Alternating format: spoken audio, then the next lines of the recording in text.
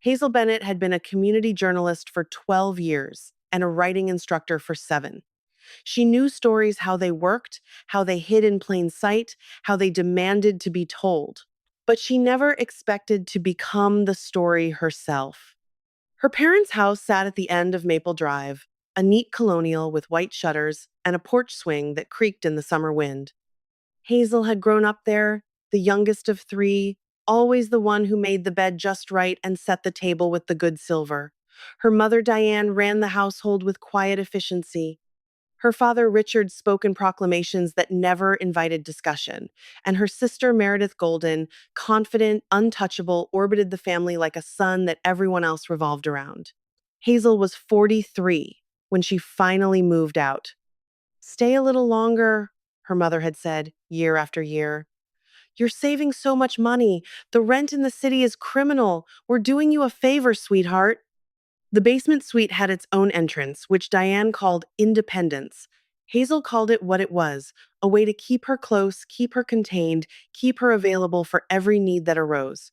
A ride to the doctor, a hand with the garden, someone to watch the house when they went on their annual cruise to Bermuda, the one they booked with the money Hazel had been paying toward a mortgage that didn't exist. That discovery came in pieces, like a slow motion car crash. Michael Vance was an advertising account executive who specialized in financial services. He understood numbers and the stories they told. When Hazel's friend Lucia, who worked at a family law firm, mentioned that Hazel's parents had been collecting monthly payments for years, Michael's professional instincts kicked in. He asked questions Hazel had never thought to ask. He pulled records Hazel had never accessed. 8 years. $2,400 a month, $230,400 total. The mortgage had been paid off since 2014. Michael told Hazel what he found on a Tuesday evening in his small apartment where the walls were lined with art prints from clients he'd represented. He was a good man, patient and kind, the kind of person who listened more than he spoke. "You know what this means," he said gently. Hazel looked at the documents spread across his coffee table. Her hand trembled slightly as she touched the paper. "It means they lied. It means they stole." She shook her head slowly. "No, they told me it was fair market rent. They said they needed help with expenses. And they used that money for a mortgage they'd already paid off." Hazel sat in silence, her throat tight. Michael reached across the table and took her hand. His warmth was steady, grounding. "I'm not telling you to do anything," he said. "I'm telling you what I found. What you do with it is your choice." She looked at him, really looked. In his eyes, she saw something she hadn't seen in years. Belief. Not belief in her ability to meet expectations, but belief in her worth, simply and completely. Hazel started making calls. Grandpa Harold Freeman was 81 years old, retired from a long career as an aerospace assembly supervisor.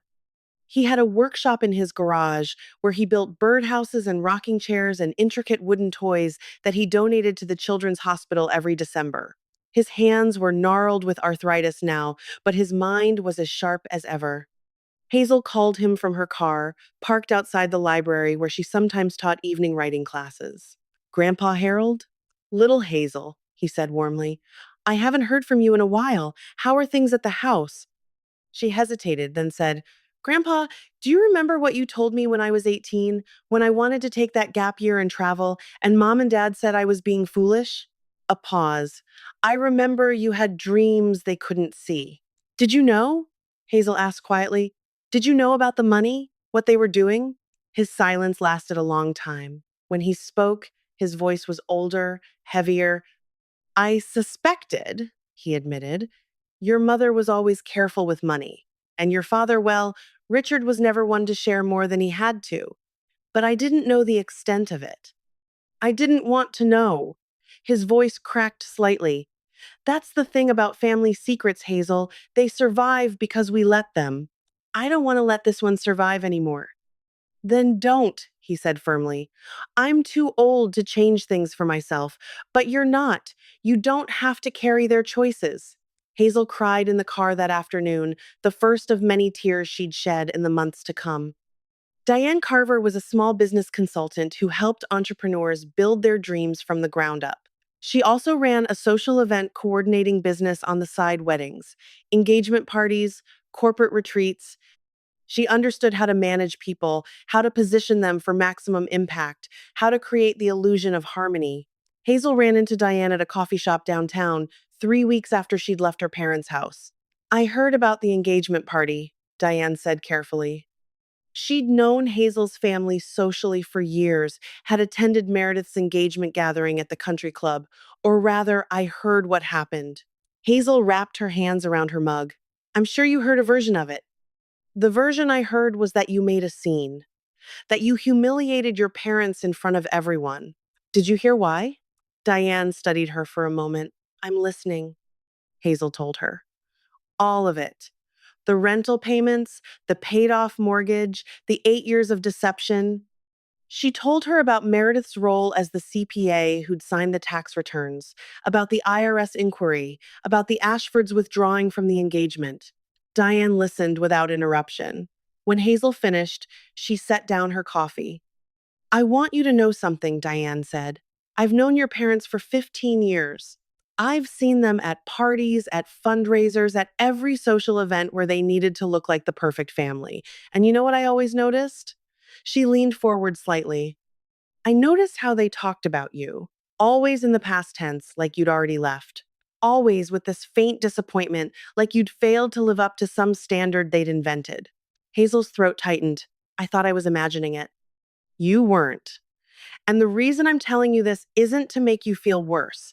It's to tell you that what you did speaking the truth at that party wasn't a scene. It was a revelation. Sometimes the people who love you don't tell you what you need to hear. Sometimes it takes someone who sees clearly."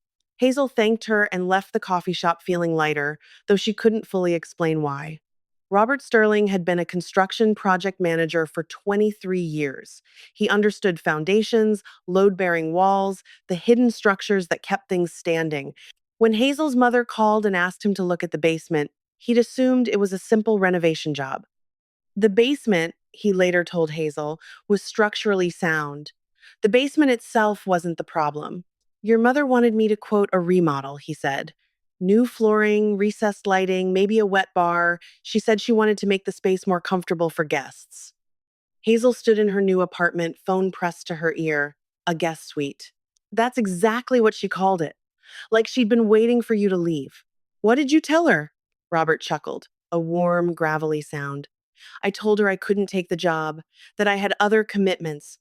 "You didn't want to." "I didn't want to help her turn the place where you lived into a showroom," he said firmly. "I'm not here to judge your family, Hazel, but I know right from wrong.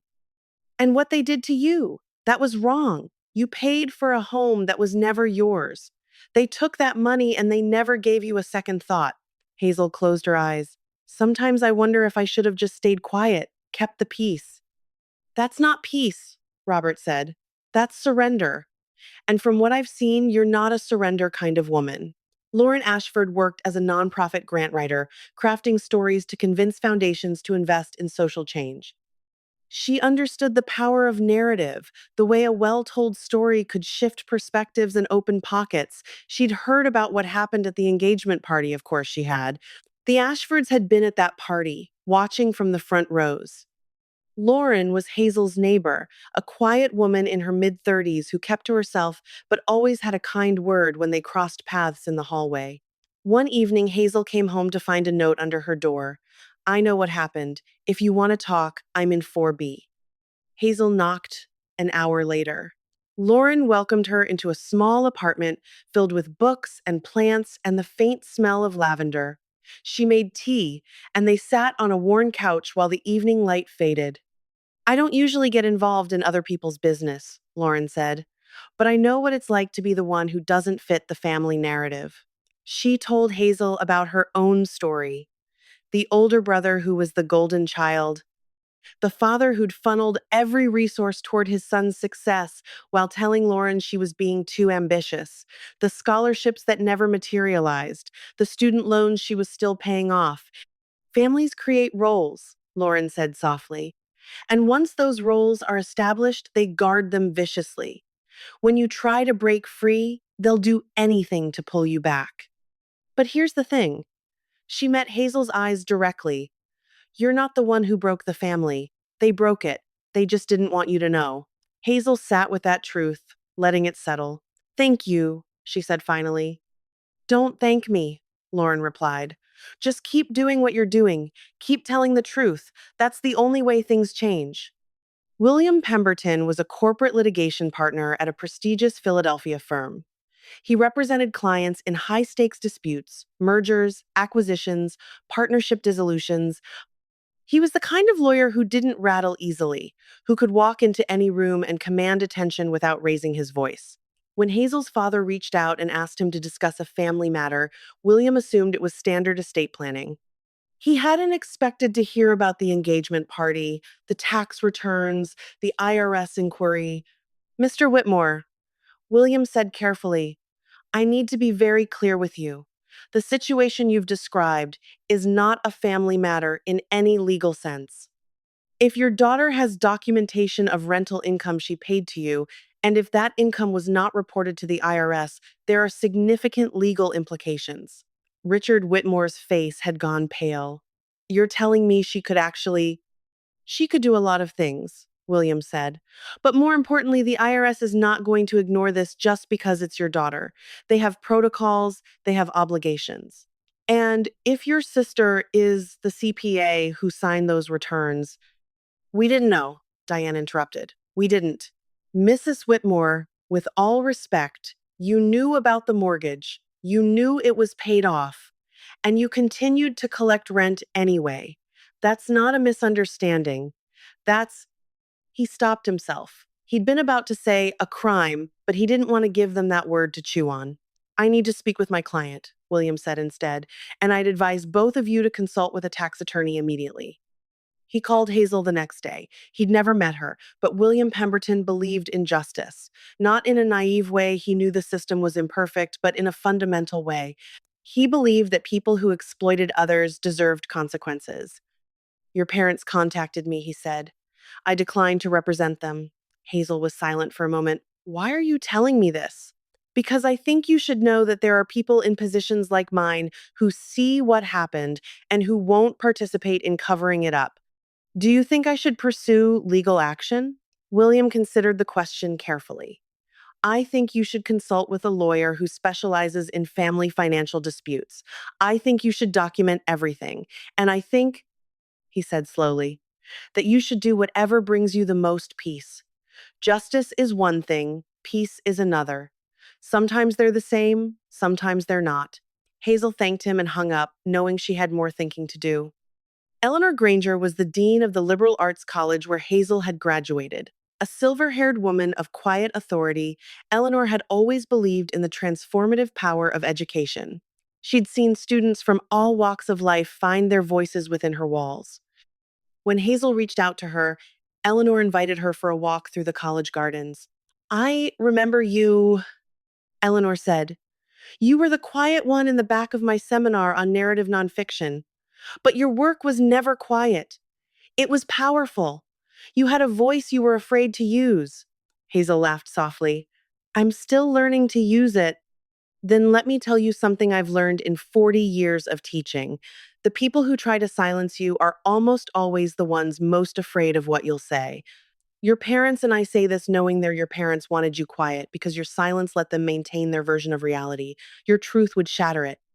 They've been calling me, Hazel admitted. Every week, my mother leaves messages saying she wants to meet, that we can work things out. And what do you want?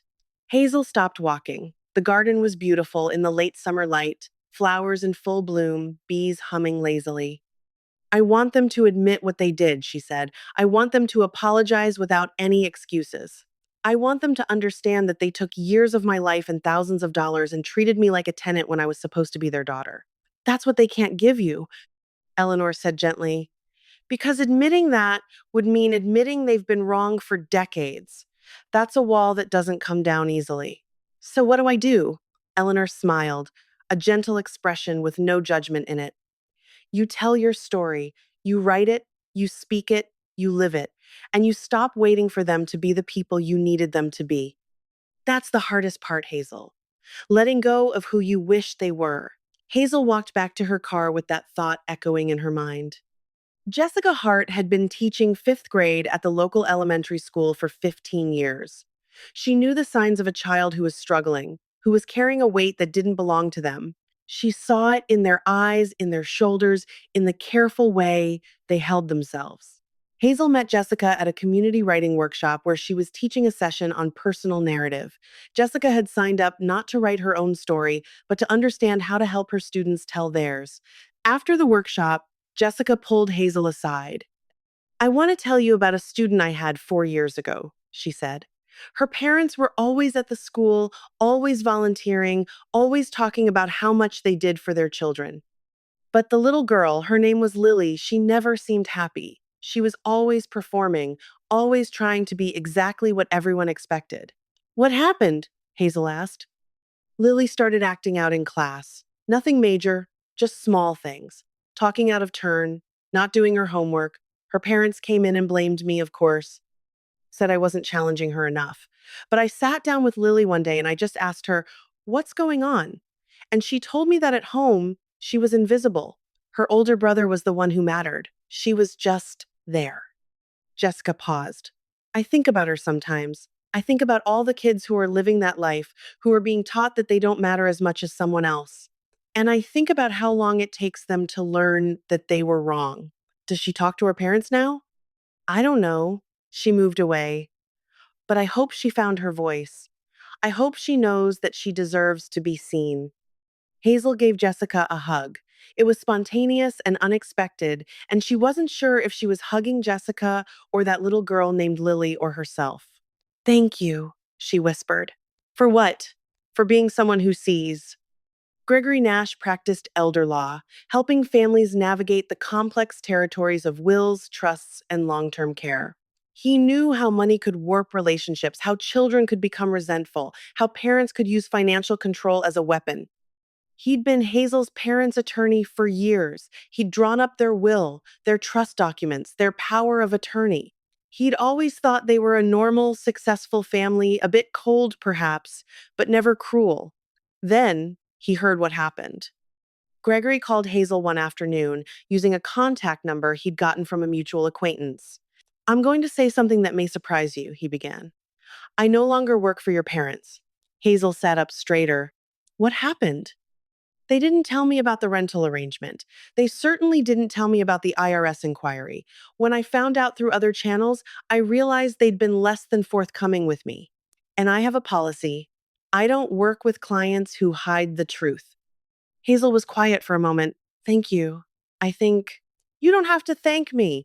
I'm telling you this because I want you to know that even people who were in their orbit are pulling back. That's not because of anything you did. It's because they're discovering the truth about who your parents are. And the truth, Hazel, is that they were willing to exploit their own daughter for financial gain. That's not something most people want to stand beside. Has anyone else? You'll find, Gregory said carefully, that once the facade crumbles, the support system your parents had tends to dissolve. People don't want to be associated with that kind of betrayal. It says something about their character, too, if they stay. Hazel absorbed this. Part of her felt vindicated. Part of her felt sad. I didn't want to destroy them, she said. You didn't. You just told the truth about what they did. The difference is important. Patricia Trish Monroe had been the front desk supervisor at a medical clinic for 22 years.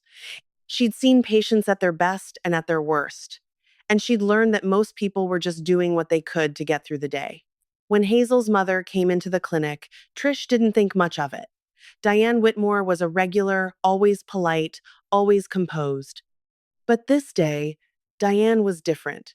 Her hands trembled slightly as she signed in. Her eyes were red-rimmed, like she'd been crying. Is everything okay? Trish asked gently. Diane shook her head. It's my daughter. She stopped, clearly struggling. She's been making terrible accusations. She's trying to ruin our family. Trish nodded sympathetically, but something in her chest tightened. She'd heard about the situation from a friend who'd attended the engagement party. She knew the terrible accusations weren't accusations at all. They were documented facts. I'm sorry to hear that, Trish said carefully. Family can be so difficult sometimes. You have no idea, Diane said, her voice cracking. And Trish felt a surge of anger, not visible, not expressed, but there. She'd spent 22 years watching patients hide their wounds, their shame, their secrets. She knew how long it could take to find the courage to speak the truth. Actually, Trish said, I think I have more of an idea than you realize. She didn't say anything else. She didn't need to. But when Diane left, Trish wrote a note to herself, a reminder of why she'd always believed that protecting the truth was more important than protecting people's feelings. Julian Cross worked as a recreational therapy assistant, helping elderly patients find meaning and joy through activities. He was patient and warm, with a talent for getting people to open up about things they'd never told anyone. When Hazel's parents hired Julian for a short term consulting role at the retirement community where they'd been volunteering, he didn't know about the family situation. He just knew that Richard Whitmore was a man who spoke with authority, and Diane Whitmore was a woman who smiled without warmth. It wasn't until the second session that Richard started talking about his children. Meredith, our oldest, she's a CPA. She was always exceptional, Richard said. And Tessa, she's she's troubled. She's been acting out, making things difficult for everyone. Julian nodded, but he'd heard the edge in Richard's voice, the dismissal. What does Tessa do? He asked. Richard waved a dismissive hand. She's some kind of community journalist. Nothing impressive. Julian was quiet for a moment. Then he said, I do some volunteer work with a youth writing program. I've seen how powerful it can be to have someone witness your story, to tell it honestly. Richard's face flickered, just for a second. I don't think she's troubled, Julian added, his voice even. I think she's someone who's been carrying something too heavy for too long. Richard didn't respond. But later, Julian found a way to send Hazel a note, just a short message, anonymous, saying that there were people who saw her, people who understood what it meant to be the truth teller in a family that preferred silence. Beatrice Tolliver was a retired librarian who'd spent 40 years curating the town's stories. She'd seen thousands of people come and go through her library's doors, each one carrying their own secrets, their own struggles, their own carefully hidden wounds. She lived alone now, in a small house filled with books and a cat named Darwin. Her book club, which she facilitated, had become a local institution. People came for the conversation and stayed for the company. When Hazel started attending, Beatrice noticed her almost immediately. She noticed the way Hazel sat slightly apart from others, the way her body language suggested someone who'd learned to make herself small. One evening after the book club had ended, Beatrice asked Hazel to stay. You're holding something, Beatrice said. It's written all over you. Hazel laughed nervously. Am I that obvious? I've been reading people for 40 years. It's not a flaw, my dear. It's a skill. And I think you need to find a way to tell your story. Not for anyone else, for yourself.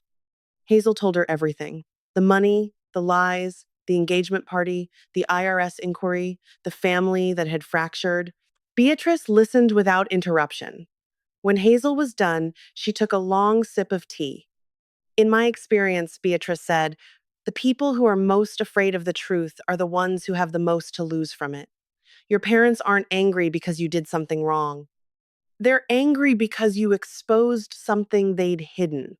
And the only cure for that kind of anger is distance. Is it possible for them to change? Beatrice considered the question. It's possible, but it's not your job to wait for it. You have a life to live, Hazel, one that doesn't depend on their approval. Hazel left the library that night with a new understanding that some people would never see her clearly, and that was their loss, not hers. Eugene Jean Porter had spent 38 years flying commercial aircraft. He'd seen the world from above, had experienced the strange peace of being suspended between earth and sky. Now he was retired, living a quiet life in a house at the edge of town. He knew Hazel because he'd been friends with her grandfather, Harold, for decades. They'd met at the local woodworking shop where Jean had started going after he'd given up flying. One afternoon, Jean called Hazel. Your grandfather told me about what happened, Jean said. I wanted to offer my support. I know what it's like to have people see you differently than who you are. Jean's story had been a quiet one, a pilot who'd wanted to be remembered for his kindness, not just his credentials. He'd seen how quickly the world could reduce you to a label, how easily people could miss the person underneath. You don't have to carry this alone, Jean added. That's the thing about a community. We're supposed to bear things together. Hazel felt tears prick her eyes. Thank you. I'm just saying what someone should have said to you a long time ago. Natalie Chen worked as a licensed practical nurse on a geriatric ward. She'd seen the end of life up close, had watched families gather around bedsides in gratitude and grief. She'd seen the joy of reconciliation and the sorrow of stories left unfinished. When Hazel's mother was hospitalized for a minor procedure, Natalie was the nurse who admitted her. Diane Whitmore was anxious, nervous. She snapped at the staff, complained about the food, demanded to see a doctor immediately. Natalie stayed calm. She'd worked with difficult patients before. But something happened when Diane started talking about her children. Meredith is the good one, Diane said, her voice softer now. She's always been the good one. But Tessa has been a problem from the start. She's so sensitive. She takes everything personally. Natalie listened carefully. She'd heard this kind of language before from parents who'd never quite understood their children. Your daughter, Natalie said carefully, is a well-known community journalist here. She's written some beautiful pieces. She's well respected. Diane's face tightened. She never told me that. Sometimes, Natalie said gently, the people we know the least are the ones closest to us. We see what we expect to see, not what's actually there. Diane was quiet after that. She didn't mention Tessa again, but Natalie found a way to send Hazel a brief note, telling her about the conversation, offering her support. Your mother is missing out, Natalie wrote.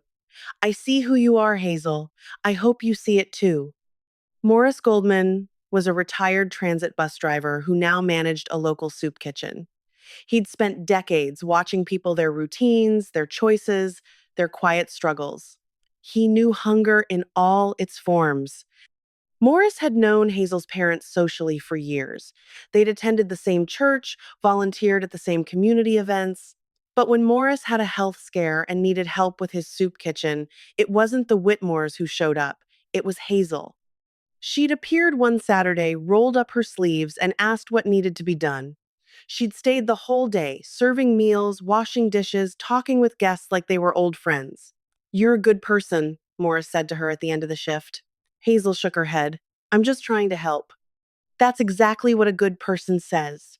He didn't bring up the family situation. He didn't need to. But when the IRS inquiry came up in the local newspaper, Morris made a point of calling the paper and telling them that Hazel Whitmore was one of the most generous people he'd ever known. That's what they should write about, he said to the reporter who answered. Not the family drama, who she is.